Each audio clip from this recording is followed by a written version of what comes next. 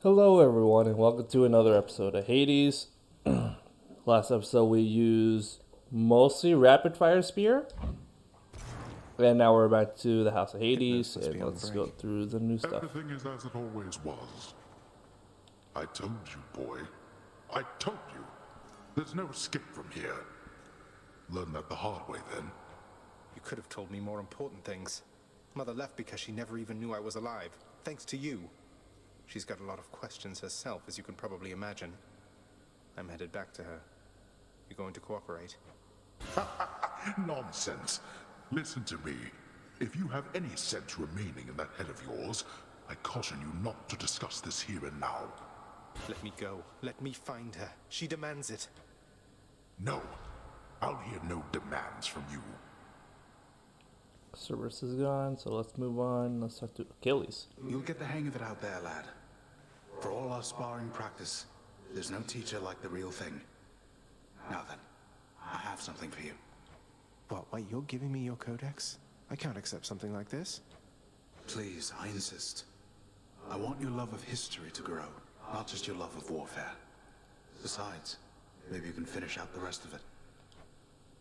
I'm grateful. I finally have the Codex. I finally have the Codex. Oh my god. Guys. This has been 8 runs? 8 runs. Since I did not get the Codex. Wow. Alright, first things first. Let's turn in the fish This is before I talk to probably anyone cleaning else. rafters. Here's what I caught lately. I got 4 fish. Ooh, a diamond, a key. Oh, that's Use them enough wisely, my keys. Oh my god, that's enough keys. I've come for questionable deals. Let's get more keys. I probably needed those, but it doesn't matter. Let's start to What are you make. doing here? I heard you finally made it out. What, did you break out of here only to die in some pathetic way on the surface? Long story, but yeah. Boils down to what you said, more or less. So you're going back out there again? Well, it's your business, not mine. For your sake, I hope it's worth it. It is. Nyx, you saved my life. Gave me life when I was born. Father told me. I don't know what to say. Why didn't you tell me? There are many things that I am not at liberty to speak of, child, through my own binding choice. These circumstances are among them. Suffice it to say that your revival required the extent of my ability and considerable time. I never should have been born. Is that what the Fates wanted? Did you defy your own daughters? Silence. Tempt not my daughters thus. Thank them for me. What are you doing back here, Zagreus? I risked everything by helping you out there. So that was all for nothing then? Far from it, then. I got where I needed to go, and if not for your help, maybe I wouldn't have. As for why I'm back, as Father would say, I have some business to attend to here. Well, don't let me stop you then. Always happy to risk my station for your sake. To risk everything I've worked for. Please, make yourselves at home. Alright. So let's go to dialogue. Let's go to the renovate station. Ooh, the Codex. Special item. Update the Codex with a handy list of boons for each Olympian. I am going to do that Here's actually. the fee. The more I know about the boons I'm offered, the better off I'll be. It is very useful when I'm gonna track down achievements or prophecies in that sense. Alright, what did I just fulfill? Who am I to Without question knowledge, the fate? son of the god of the dead shall someday reveal a portion of the underworld codex entrusted to him. 94 out of 70. Ooh. Achilles' codex. Oh, I got more gems Getting out of it, somewhere with it. actually. Am I? Oh, I'm missing. Okay. Whoa. So I'm almost done. Done, god of the heavens. Goddess of wisdom. This is Athena. God of war. I'm missing 1 for God of war. That's amazing. That is surprising. God of swiftness is Hermes. God of seasons Demeter. I'm missing 3 from Demeter. And those are pretty good to grab, easy to grab. Legendary boons, divine pairings. That's gonna be a while. Alright, let's look at the rest of that I can get. And that's honestly it, I'm pretty sure. Alright, so. Oh, actually. And then I'm gonna upgrade my mirror. Before I do that, I could upgrade more talents, but we have access to a new weapon, so we're gonna hold on to that. I'm not today. We're actually not gonna go to do a run yet. This is gonna be the Codex episode. So I have a plethora of stuff to read over, and this is gonna take a long while. So enjoy. Hope you enjoy some reading. If there's any music I can use, actually. I don't think I can. Oh, wait. What can I renovate?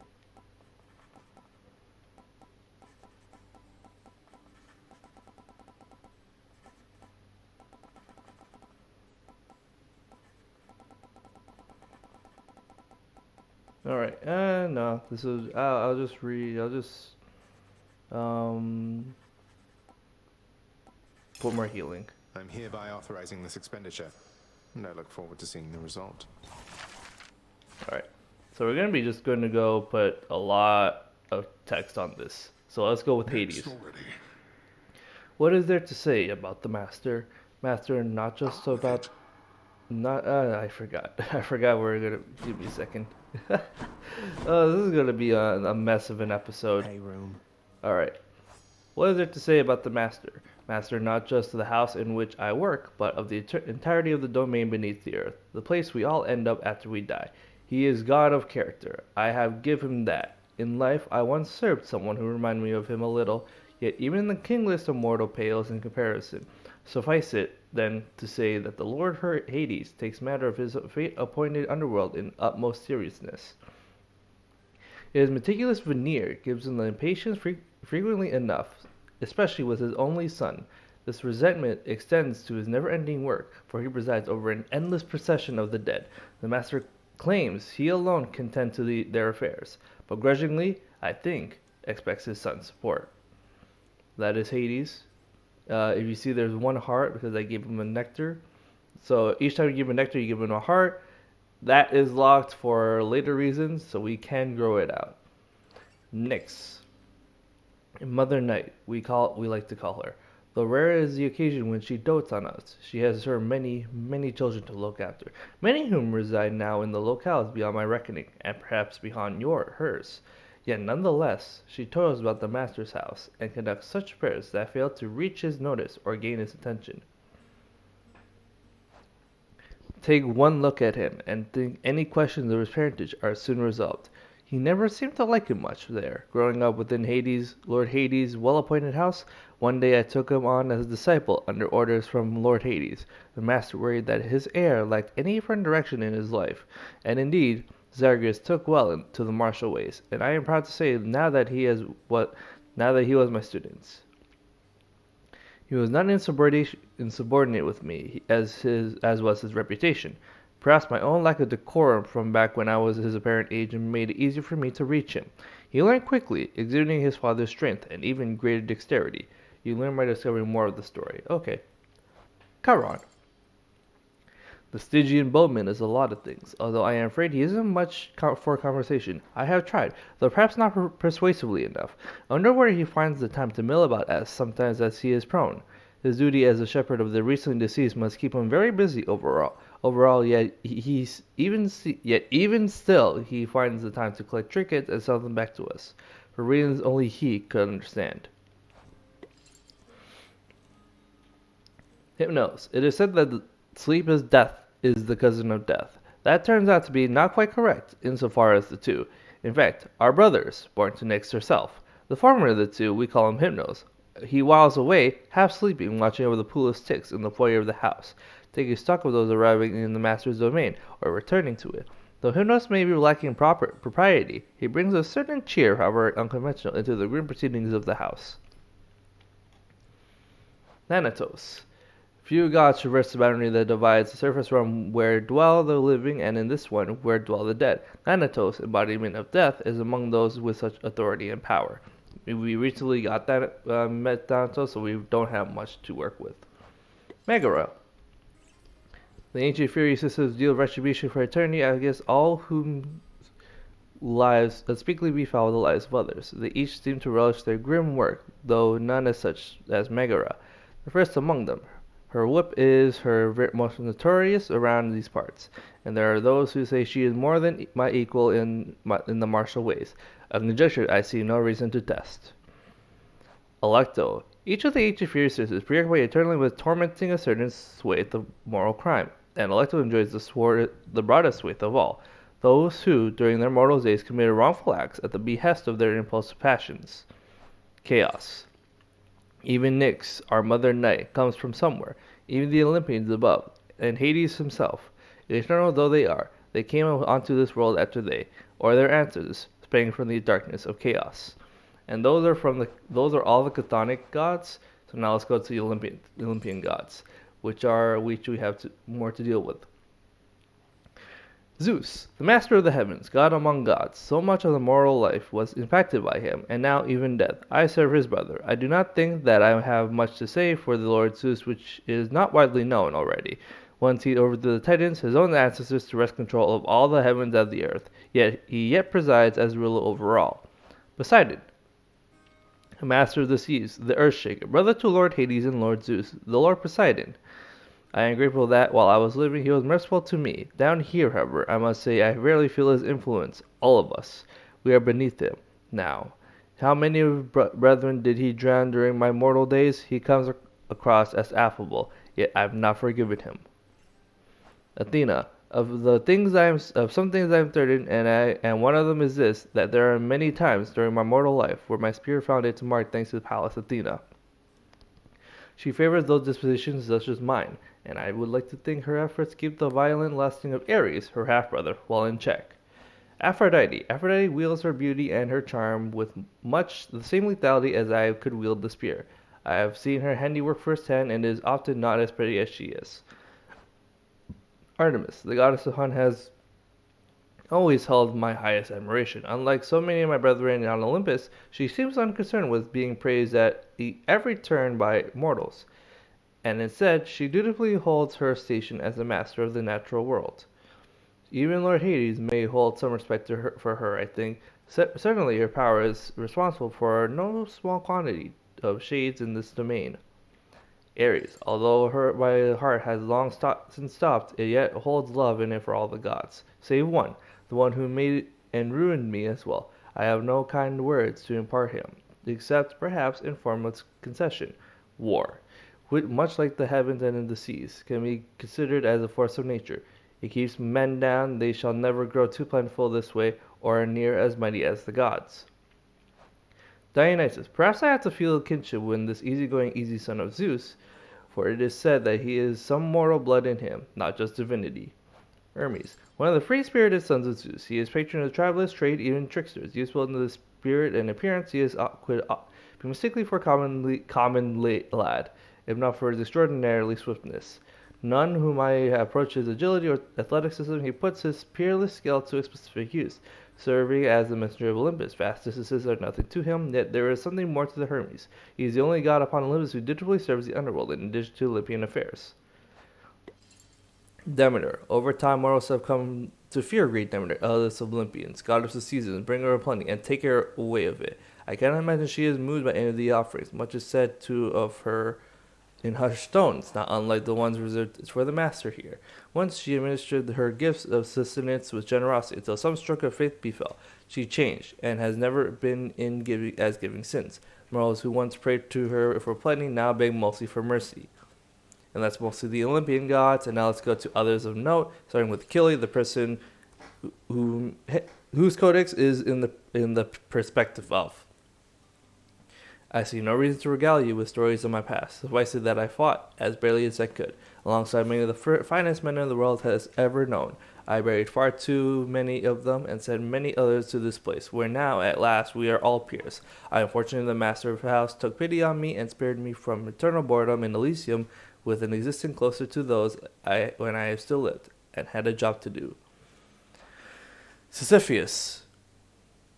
Most of them who earned the highest form of punishment artists committed acts I hesitate to commit to the page, though Sisyphus is an exception to the rule. Eurydice. Mortality and immortality are closer than most gods care to believe. There are such minor gods as can be killed. So it is with nymphs and all the naiads and the dryads and the like, and spirits of the woods and seas and skies. In life they captivate the mortal sense and imagination, but in death we are more alike. Theseus. Oft called the greatest king of Athens, the hero Theseus is nonetheless best known for his deeds earlier in life, deeds great enough to earn his immortal soul a place in high honor in hallowed Elysium. Asterius. In life, the wretched abomination known as the Minotaur was feared across the coast of Greece. Those cart to the labyrinth in which he himself was trapped had no hope to escape. That was until a young hero Theseus entered this labyrinth voluntarily and slew him in what was, by most accounts, a spectacular battle. A famous tale, but what happened when they reunited in death needs to be told as well. Here, they say Theseus again discovered the Minotaur, whose soul had lingered restlessly in the edge of the underworld. And Theseus took pity on him, though I think there is much more than that. Cerberus, the fearsome multi-headed hound, and really not so bad as he deserved his reputation, otherwise lead to believe. Yes, the massive beast has feasted in no short supply interlopers in the underworld, or on those attempting to escape. However, tales of the number of heads are oft exaggerated, and in his old age, his temperament has grown much more relaxed. Indeed, he seems to be the sole sources of comfort for the house's grim master. Dusa, a splendid house such as the master's own requires a great deal of cleaning, and a little Gordon seems forever doomed to do all of it herself. Skelly, the animated skeleton, and I, we seldom get along. He is too talkative for me and brought such simple condescension to all those in earshot, seemingly as a weird expert in the ways of war. I disapprove his reckless advice, and am certain as to who he was in life and to be self-assured in death. I am uncertain why he is even here. It is quite odd. The master does not seem to know of it at all. The Underworld. House of Hades. Having appointed by the fates to reign beneath the earth for eternity, the master was awarded a permanent place of residence at the base of his domain, in addition to a wide variety of responsibilities of the dead. Tartarus, the lowest reaches of the underworld, we are reserved not just for the master's own abode, but for the benefit of every rich who, in course of drawing breath, failed every opportunity to leave any sort of positive impression behind. Asphodel. Among the many reasons it is best for immortals to strive to treat each other reasonably well is that, after having lived their short lives, they may wind up stuck with one another for eternity in the meadow of Asphodel. Elysium. Some mortals surely would wish to live forever if only they could, though. For the sensible ones, spending eternity in the fields of Elysium would be their foremost choice, to be forever in that beautiful place together with only the greatest soul to have ever lived.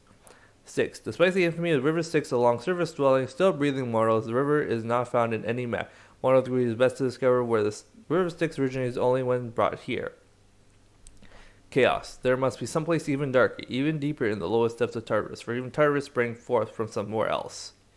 Greece. I was born in a land with next to nothing in common with the underworld, save for the fact that it habits to contain the surface's single entry into this realm. That is reason enough for me to mention it here. Greece, as I remember it, was a vast, moody, beautiful country. I am told both that there are many others like it, and none that compare. I cannot believe it either way, I think. The infernal arms. Stygian blade. Stygius, the blade of the underworld, must have been among the finest weapons ever wielded. Back when it was whole, back when the sixth elder god sealed the Titans' deepest recesses of Tartarus, that blade evidently played a no small role in their success. It must have been Lord Poseidon who brandished that blade, before he opted for a China he so likes. Now that blade lies broken, survived only by its burning soul. I knew the Master Hades would pay little heed if I provided all the shattered remnants of the thing to his own son, who naturally was able to reconstitute them into something more than functional indeed. Eternal Spear. It must have been in sight when Lord Hades wielded Wrath of the Eternal Spear versus Titans, driving back those fiends into the depths, together with the help of his Olympian brothers and sisters. The Master has since traded in that terrifying way for an even larger two-pronged fork he likes to brandish in threat, noting sometimes its superiority to the trident of Lord Poseidon, which he insists is a mere copy. Wrath, meanwhile, has seen better days, but it is a weapon built for war, and war shall always find it, I suspect. After all, it now lies in the hands of the Lord Hades' heir, in whose command it much resembles the two-pronged fork Lord Hades came to favor since that time. Father and son are much alike to at least in this. Heart-seeking bow. Coronach, the so-called Heart-seeker, is certainly the finest bow ever conceived and wielded once by none other than Mistress Hera, who stood side by side with Zeus. In better terms back then, as they drove back the Titans under a storm of arrows and thunder. Hera since abandoned her once warlike ways, quite understandably, as for she has greater matters to attend to. However, Coronat yet yearns for further bloodshed, and that it shall find in the hands of Lord Hades' own son, whom I taught the ways of such weapons. I have distaste for the bow, it must be said, for it was by the bow that my own life was ended early, in a manner of debatable glory. May it serve the prince better than it served me. Shield the Chaos, Aegis. The Shield of Chaos is descended from the very Aegis wielded by Lord Zeus and by Athena, his most favorite daughter. The Lord of Thunder defended his brothers and sisters using that very shield when together they conspired to drive the Titans back into the lowest reaches of the underworld. The shield was shattered, yet a burning empty remains, its power is still intact. A power sealed within the visage of a monstrous entity even the Titans feared. Here comes the next page. Perilous Foes! Wretched Thug. A dead and terrorists are here in general because they did not deserve a noble death. They were knaves, scoundrels, cutthroats, the worst that mortals have to offer. Even now, reduced merely to shades, they are compelled by evil thoughts, and take a brandishing about crude weapons washed down by the river Styx. Wretched witch, practitioner of foul arts. Their lives inevitably were cut short, but now continue in a way within the bowels of the earth. Here, the sole remaining source of purpose that they have is to snuff out the final vestiges of life that find their way into this grim domain. Wretched Loud. There is an ample room in Tartarus for those prodigious, boorish entities who doubtless were intolerable even when they lived. Now, having been reduced merely to the most base of negative impulses, these damnable wretches do their part to help uphold the underworld's cruel reputation. Wretched Pests. These ashes of the dead are curious within the underworld, sometimes congealing into awful little spirits keen to cause whatever strife and mischief they can. Wretched Sneak. I am unfit to judge those who, in their immortal days, made work in taking lives, in case such bloodshed was sanctioned, even honored as a necessary consequence of war. But there were those who lives, for no cause other than personal gain, and now even in death they served the highest bidder. Numbskull. This is the land of death. Any that lives is likely to be rather bothersome here, and Numbskull certainly fit as this profile. Voracious little creatures, the Lord Hades nonetheless opted not to exterminate them all, since they do have a tendency to prey on foolish shades who dare to leave their station. Skelemat. The hideous appearance of a mound of human-looking skulls effectively deter any who wander out into the reaches of the underworld. Ringer. Among mortals, thievery is among the most despised in crimes. Resulting in occasion of thieving hands being taken from the owners, as it turns out, they remain separated even here. Brimstone. The pressure the lowest creatures on the other world forge these terrifying crystal entities imbued with overflowing hatred for the essence of the damned, which gives them something much akin to life.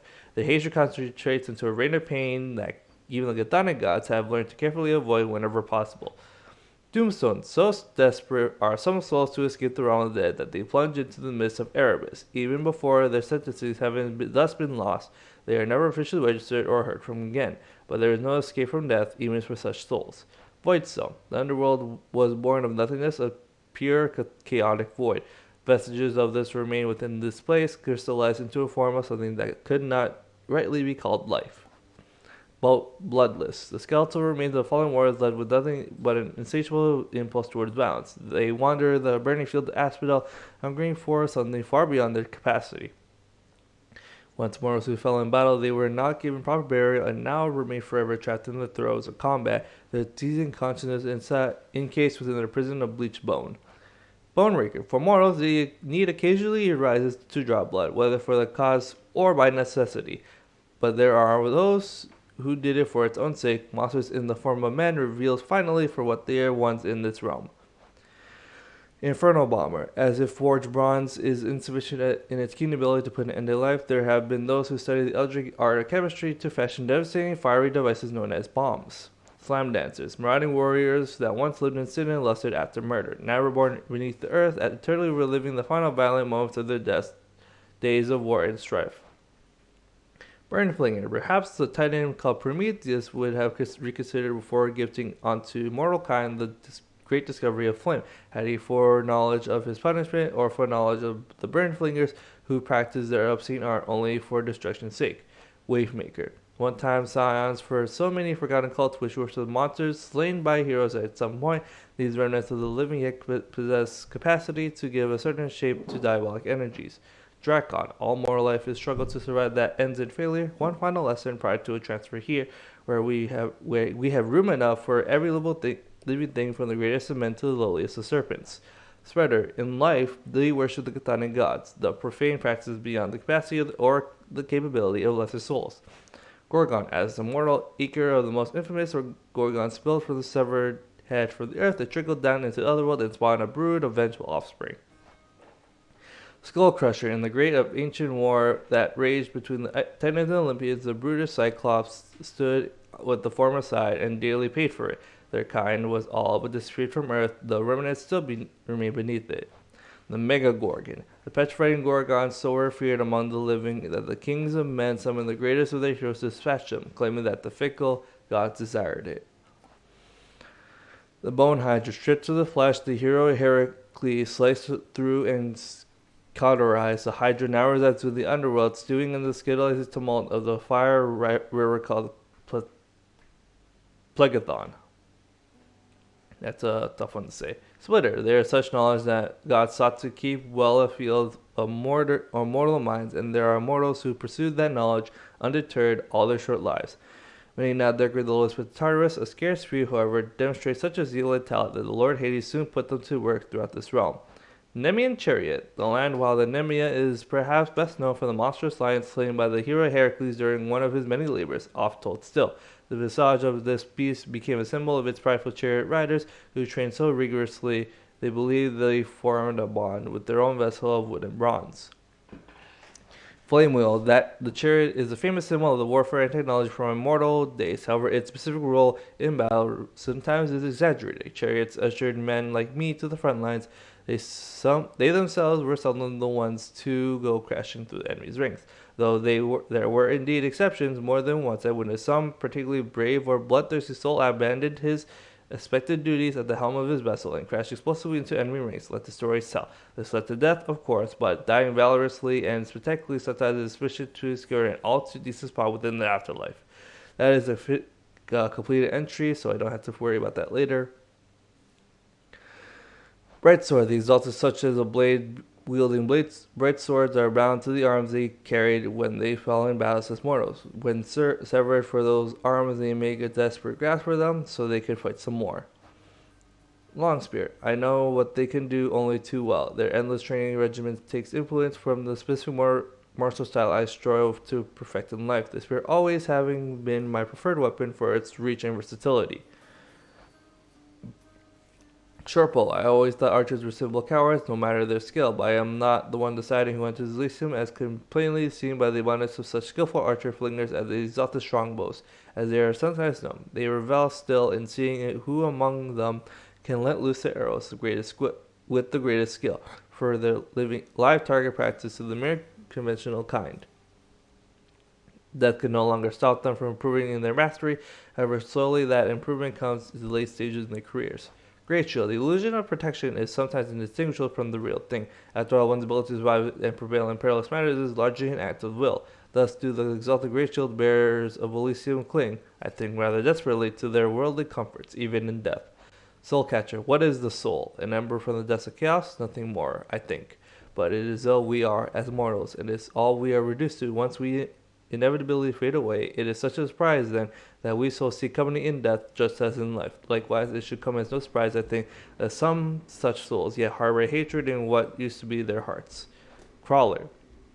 The barrier between the realm and the living and the dead and the realm of the dead cannot be easily transgressed, but there are creatures adequately small and vicious as to rise up to the challenge, as well as to the challenge of being slain and great those and would-be heroes setting forth and prove themselves, all in the name of experience. The crawler, they crawl beneath the cracks and crevices of the facade that separates the massive underworld from lands above, growing in number, oblivious to the hollowed grounds they foul. Gigantic vermin, there is a certain perverse cruelty in life. Thus, this, I feel, is plainly evident in the vile form of the loathsome vermin that grows thick within contempt in the recesses of the underworld's topmost echelon. Would that there be more succinct ways to describe plague-ridden horrors such as these. Bother.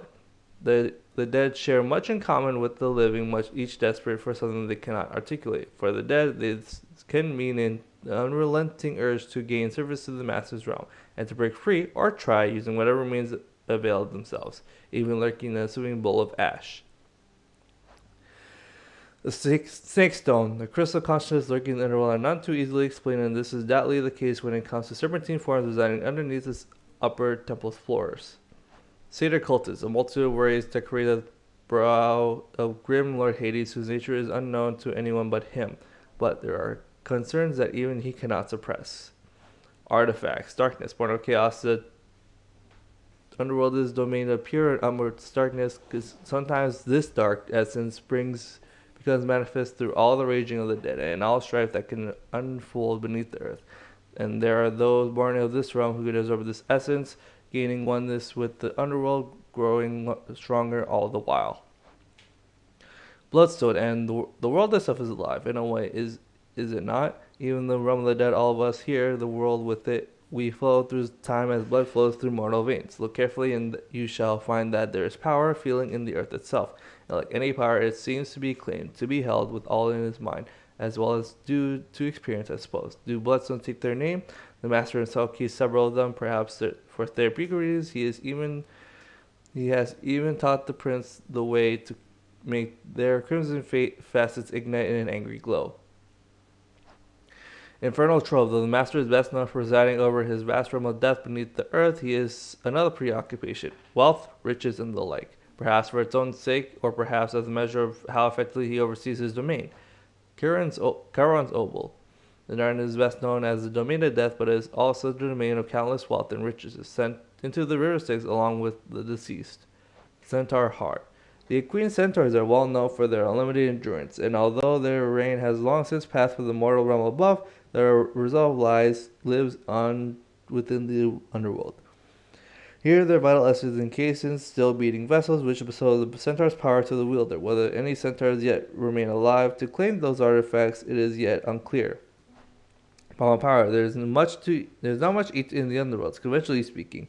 The pomegranate is a rare exception, having made its way down to these depths, perhaps along the Lord Hades himself. When he first claimed to this realm aeons ago, here this blood-red fruit holds something of a terrifying power. At times he called the window to Olympus, for its acrid morsels we can almost see that hollow mountain top, and we grow closer to the gods who there reside. Daedalus Hammer. The master artisan called Daedalus has never known a peer, so it is little accident that the Lord Hades hand-selected him from all the shades residing in the other to his bidding for eternity, and for a hallowed place within Elysium somewhere. Chthonic Keys. Certain artifacts within the realm of Hades have been sealed under a lock and key to prevent tampering by those not yet prepared to harness their immeasurable might. Those keys, or so they appear, are not so easy to procure.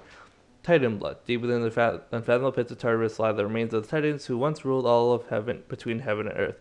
Few traces yet remain of them, due to the thoroughness with which they were dispatched in the war waged by their offspring, the gods who now reside upon Olympus. Yet those scarce traces do exist, and a terrible power rests within. This is so much. Gemstones. Mortals cherish these stones of many breeding colors, going to length to excavate them from the earth, to steal them, to be blunt, from the rightful domain of Master Hades. Master also values them, for light exists in limited supply down here, and light reflected through the gemstones facets is most valuable of all. Diamond. Among the hardest, most bedazzling of substances born beneath the earth, the diamond nonetheless has somewhat of a stately manner, colorless and stoic next to all of the multicolored stones with which it coexists, but what is arguably lacked the outward beauty and makes up for its uses in the sprawling industry of death, which Master Hades oversees. Next, the drink of the gods is one of the underworld's most sought-after delicacies, and truly perhaps one of the only sources of genuine lightness here within this realm. Ambrosia, Moros most regularly nourishes himself with food and drink merely to stave off death. The gods of Olympus have no such fear and consume only for the sake of tradition or revelry. They have access to all the splendors and delicacies the world has yet to offer, yet they favor one in particular, and only very rarely does it make its way down here into this realm. River denizens. These are the fish. From the looks of them, they must have once been stowaways in the outer hull of Charon's boat, fixing themselves just below the waterline, securing passage from the surface down into the desert via the river Styx. These are the hellfish. Slavic. The Plegathon does not rank high on my own of locations in which I would spend eternity. Given the choice, the Slavic seems as happy as the clam there in the river flame. Crustacean. The armored, heat-proof carapace of the crustacean makes it perfectly suited to to quietly surviving, if not thriving, in the fire river slashing it all the way across Asphodel. Clam. The common clam is fungible with the misty waters of the river Leith, flowing through the hills and valleys of lithium. Its shell, most of the time, is shut so tight it cannot be opened. Sea mare. Rarely have I ever seen a water-dwelling creature quite as splendid as a sea mare, and I can assure you I have seen great many varieties growing up with the kind of mother I had. Gup. This is an altogether odd river creature which skirts the border between the surface and the underworld, likewise persisting in the state somewhere between life and death.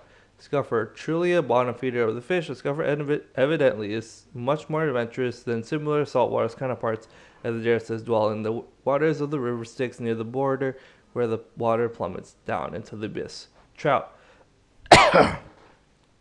On the surface, we distinguish between aquatic creatures that live in the drinkable waters of the rivers and lakes that dotted the terrain, and those of lower Poseidon salt-filled seas. In the former category, the trout is a perfectly common breed, though here in the underworld cannot be found. And there's nothing undiscovered. And that is all of the codex. There's a lot more to uncover. We're only reading this one now because we just received it after 8 runs. And now my voice is rather sore or dry. So I'm going to cut this episode here. I'm going to put it in between this episode and the next. So thank you guys so much for watching. And then next time we're going to do an actual run. So thank you.